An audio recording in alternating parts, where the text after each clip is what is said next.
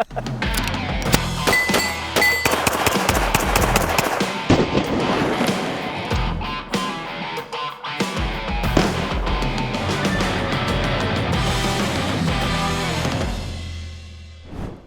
pistol powder is great for all of these handguns? We're talking about CFE Pistol, and that is the subject of this video.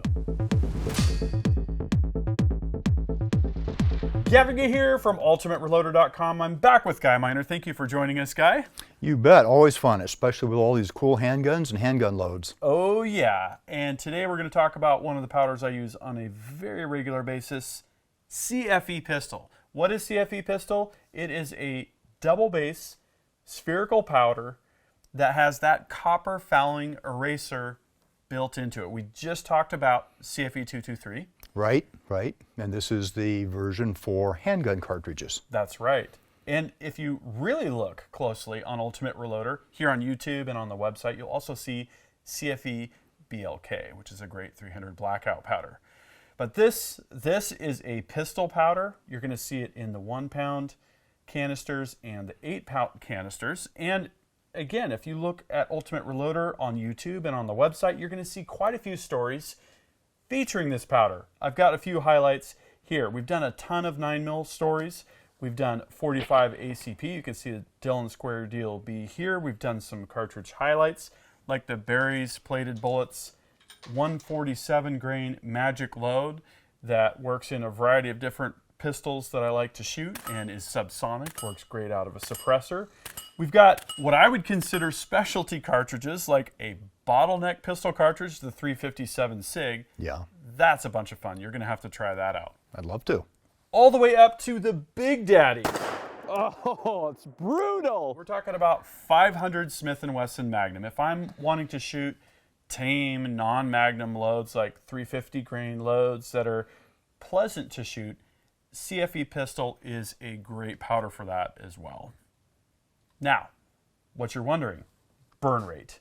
So, in traditional Ultimate Reloader fashion, we've taken the standard burn rate chart and kind of enlarged this section here. And that's going to cover from Trail Boss all the way on the fast side, all the way down to accurate number 7. It sits in there closer to the number 7, a little bit more on the slow burning side. Yep. I like that. I see my old friend Alliant Unique on there. Yep. Is quite a bit faster burning. True. A flake powder. Yeah. I've used quite a bit as well. I've used a lot of that. Yep. Trail Boss is interesting because it's bulkier intentionally. Yes. Which helps prevent double charges and that kind of thing. Winchester W231 coming in at slot number 29 there. As the numbers increase, the powder burn rate decreases. So you're going to see really fast pistol powders at low numbers, and you're going to see Magnum rifle powders up here at the end of the chart. It goes, looks like, up to 163. So what's interesting is you can have quite a few slots of separation and still have applicability to some of the same cartridges. Let's take a look at some of the cartridges that you pulled data for. Now, a lot of these I've actually loaded for. Which of these did you load for the article? I loaded for 44 Magnum and Awesome. 45 ACP. Gotcha. And got 2 real good loads. Very nice. Here we can see everything from 9mm to 38 Special, 357 Magnum. Now, what's interesting is some of these cartridges, you're going to have the full potential of something like a 357 Magnum, and then you're also going to be able to download it down to 38 Special. And depending on which case you're using, you have a little bit different case capacity, but a lot of the same attributes. Yeah, I was really impressed when I started taking a look at how many different handgun type cartridges this stuff worked well in. Yeah. It really surprised me and pleased me because I like the idea of being able to buy 8-pound jug of something and use it in all or almost all of my handguns. Yeah, absolutely. And you can see here using that 38 Special and 357 Magnum example, we go from 914 feet per second for that light 38 Special up to over 1,200 feet per second for the 357 Magnum. So that's over 30% more world of difference. Velocity. Yeah, all with the same powder. You got your 40 Smith & Wesson. Not all of you like 40 Smith & Wesson, we know that. 10mm. Now there we go. That's a more popular cartridge. That's a pretty serious cartridge. Yes. Yeah, and it looks like they've got a pretty good load for it. They're a 180 at about 1,200 feet per second. Yeah. So that looked pretty good to me. I'd carry that if I had a 10. Yep. I'm trying to remember what powders I've used for that. I think they're typically a little bit slower, but I need to load some 10. There you go. For my Glock 20. And on the 44, I kept with a 240 grain bullet, and they've shown a max charge here of 12 grains with that bullet, and I dropped it down to 11. I was looking for, a little bit easier to shoot 44 load. Nice. Not a wimp load, Sure. but something that was a little easier to shoot, and boy, does it shoot nice. Very nice. Yeah, 44 Magnum. I really like your 629 with the 5-inch barrel and the full underlug. That's a nice looking rig there. It's pretty sweet. I've had a number of 44s over the years, and this is the one I settled on quite a few years ago now. And awesome. It's not going anywhere. I like it. Now, have you ever used that for bear carry or anything like that? Oh yeah, oh yeah. 1 year I got a mule deer with it, and I've carried it in the hills a lot when I've been on fishing trips, camping trips, and in bear country. And people say, "Why do you go in bear country?" Well, because everywhere out here in the West is bear country. Yeah. So yeah, So true. They're out there. Yep, definitely. What an amazingly versatile lineup that we've got here. And you might be wondering, why do we have this lineup of powders lined up over there? Well, next we're going to take a look under the microscope. So here we are again with the Wi-Fi 400 power microscope. I love this thing. That's a neat tool, good asset here. Yes, and for one of the previous stories that we did recently here, we made this little aluminum strip, and on the aluminum strip we have taken a ball end mill and created these tiny little dishes for the powder. And that was because we had some huge problems with static and, what was it, Magnum powder, the perfectly spherical granules that were just flying all over the place. Completely uncontrolled. Yeah. And next to that here we see the steel scale. The steel scale has 1/64th of an inch graduations here. And if we zoom in, we can see, why don't you tell us what we've got here from left to right? We've got good old 2400, which has been around a long time. I've used it for many years. Yep. And then we've got Trail Boss. That's Yeah. right, the little donut-looking things.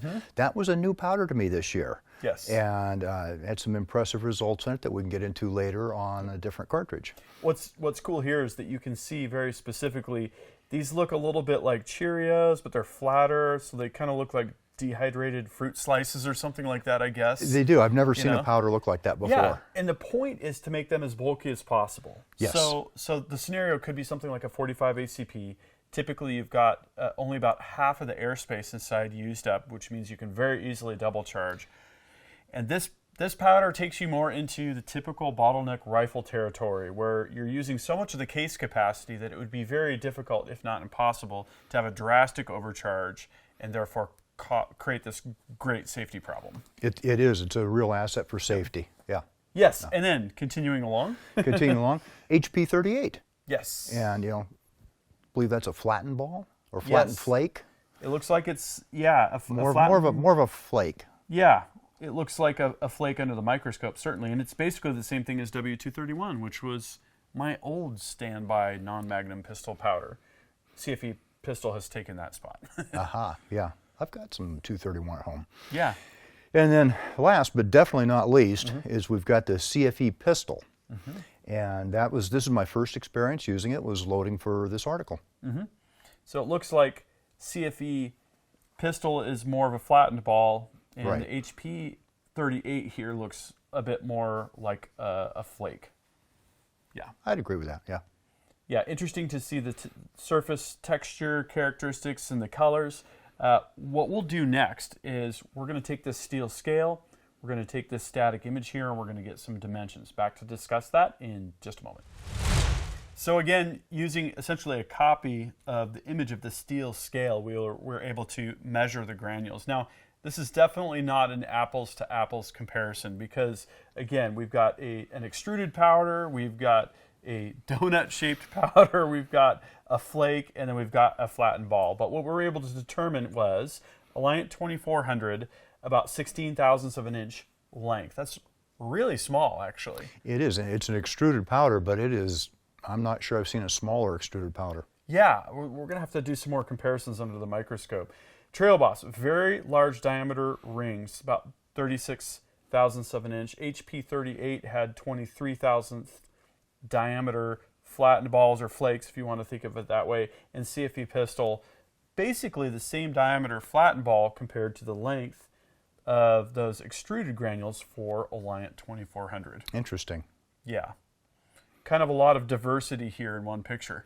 There is. Yeah, it was kind of fun getting them all in that picture too. Yeah, definitely. It kind of makes you think of what's happening as the powder's burning right after you pull the trigger in that split second. It just is so quick.